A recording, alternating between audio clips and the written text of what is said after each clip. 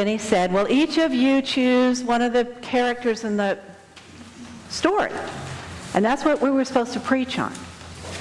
And of course, the one I chose was the one I sort of identified with. I was the mom, so I chose Mary. So if any children would like to come up, I'd like to show you a book and tell you a story. You want to sit up here, or would you rather sit with your parents? Either way.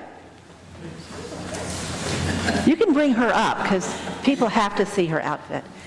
Any other kids you want to come up? Hello, Clara. Clara, I need to look like Mary. Can you come and help me? I think I need to put this on my head, like that. Does that look like Mary, sort of? Okay, how's that? All right, come sit right down here. You can sit right here. Oh, it's sort of cold. You can sit on my shawl. You want to sit over here? It'll be a little warmer. Are you ready? Okay. Do I look right? Okay. My name is Mary, and I brought some books for you to look at, if you'd like to, while I tell you about what it was like for me. Did you know I was Jewish? I am.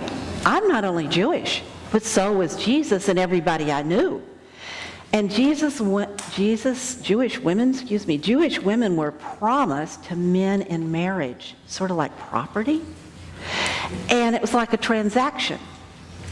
But you know what? When I went to Egypt, they told me I wasn't even worth a camel. The fathers sometimes had to pay to get rid of their daughters. They had to pay the other family to take them. And women couldn't study God. They couldn't learn to read. They couldn't learn to write. They couldn't make choices about their future and their lives. And a few women were an exception, but they were the really rich ones, not me. And when I was a young teenager, I was promised to a man named Joseph. And he lived in the same village. It was sort of like being traded. It was sort of like being engaged. But before we got married, I got pregnant, which was very hard to explain to Joseph since he wasn't the daddy. Now, a messenger of God told me everything would be okay. But since women's lives didn't have much control, we didn't have much control, you know what I figured? Well, whatever. Is that what kids say now? Whatever. Can you believe an angel told me that the baby would be the Messiah, who all the Jews had been waiting for decades to save them? Can you believe that? I would have had a much easier time if the angel had told me I was having a monkey. Well, we women, we were sort of like you out there. We were pretty fit. You know why? We walked a lot. Now, do you think I rode to Bethlehem on a donkey? Did anybody tell you that? We were too poor to have a donkey. Now, I rode on the donkey for about 5 minutes. Somebody said that might be a good idea, but have you ever ridden on a donkey pregnant? It doesn't work. But every devout Jew had to go at least 3 times to Jerusalem and never miss a Passover there. And we walked. My cousin lived, Elizabeth, 130 miles away. And the mileage from Nazareth, where I lived, all the way to Jerusalem was 120 miles. You know what round trip is? 240, right? And the most direct route would have been right through Samaria. But the Jews hated Samaritans, and the Samaritans hated the Jews. So you didn't go that way. So we had to travel down the valley, and it was a lot longer, and there were mountains, and there was deserts, and there were valleys, and some people called it a pilgrim road. Now, pilgrim is somebody who's traveling for a religious trip. And the Pilgrims, what did they start in the United States? They started something here. I don't quite remember. What did the Pilgrims do here? Thanksgiving. Do you remember the Pilgrims? They were the same ones who started this church. Same ones. So when Joseph and I had to walk from Bethlehem to report to the census 70 miles away, walking wasn't that bad. It was sort of like walking from San Francisco down to San Jose and back. Except I was pregnant. And they tell you you're supposed to walk when you're pregnant, but 70 miles is a little overkill. So along the roads, there's no bathrooms. There's no 7-Eleven. There is no water. Nobody helped. And sometimes the heat was hot as Death Valley, 120 degrees, and sometimes there was snow on the ground. And there were mountains and valleys and deserts and bandits and killers on the way. So we walked a lot, not like walking in our Nikes on Sawyer Camp Road, but we women were in pretty good shape. But we had to follow rules. Now, you already know the story about Jesus getting born. Do you know why we named him Jesus? Yeah, the angel told us to, and they said that means God is salvation. And we really wanted salvation from those Roman occupiers. Now, after giving birth, I was considered unsuitable for holy activities like going to church. I had to wait 7 days. It would have been twice as long for me if Jesus had been a girl. And I had to go through cleansing rituals for 33 days. Would have been twice as long as Jesus had been a girl. And then on the 8th day, I had to walk 70 miles to Jerusalem to get Jesus circumcised in the temple. It was pretty bad walking 70 miles pregnant. It is really hard walking 70 miles 8 days after I delivered. So there were a lot of rules we had to follow. But, like you, I moved a lot. Have any of you ever moved to another house? Yeah, some of us have. When Jesus was born, we stayed in Bethlehem. Remember when Jesus was born in Bethlehem? We stayed, and that was pretty easy because Joseph could find some work there. And that's when the Magi found us. Do you know who the Magi are? Some people call them kings. In our Christmas pageant, they were queens, but they were holy, very spiritual, and they loved playing with Jesus. Now, they were warned in a dream, and so were we, that King Herod was going to kill all the children. Would you stay around? No way. So we left, and we went to Egypt until we thought it was safe enough to come back to Nazareth, where we grew up in the first place. So we moved 3 times in less than 6 years, whole different towns. Now, Jesus was an interesting kid. What do you know about him when he was little? Do you know anything about him when he was little? Well, let me tell you, he was always bringing home stray animals, as if we had enough money to feed them. And he would sneak food. We were dirt poor, but he would sneak food and he'd go feed the homeless people outside the walls of the city. And then he would tell stories to the village children about this big dream he had. But other than that, he was probably a lot like you. Until he hit adolescence. Adolescence changes people. I won't bore you, but with one story.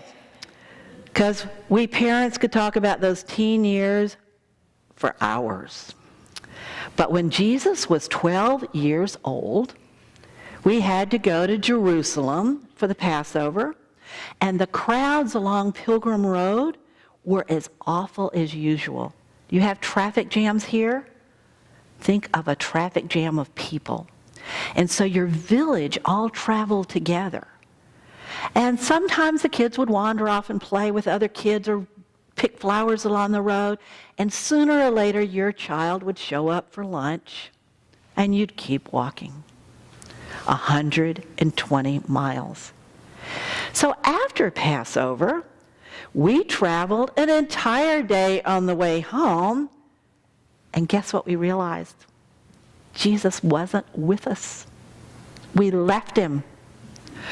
We got so panicked, we told everybody, and they helped us look, and they looked all around the people in the village, and they looked all around the road to see where that boy was.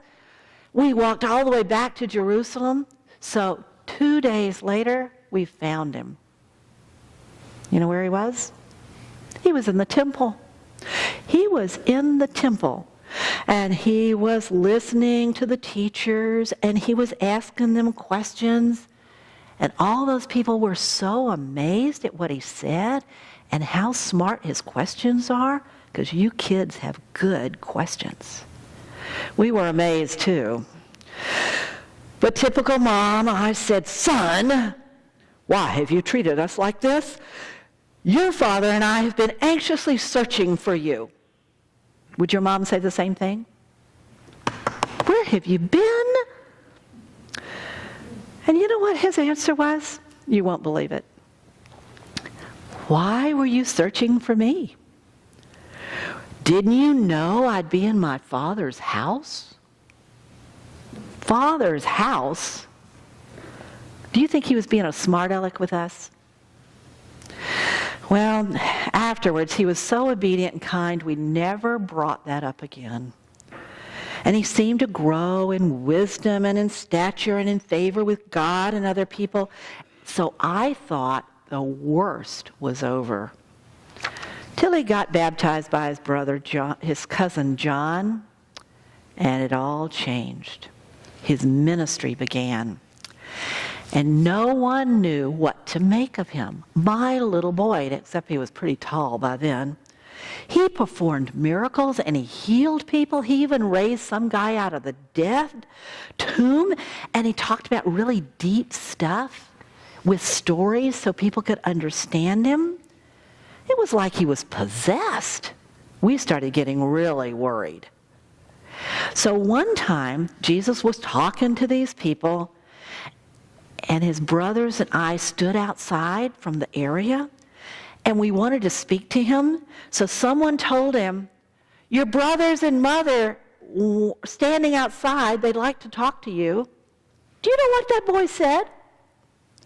He said, "Who is my mother? Who are my brothers?"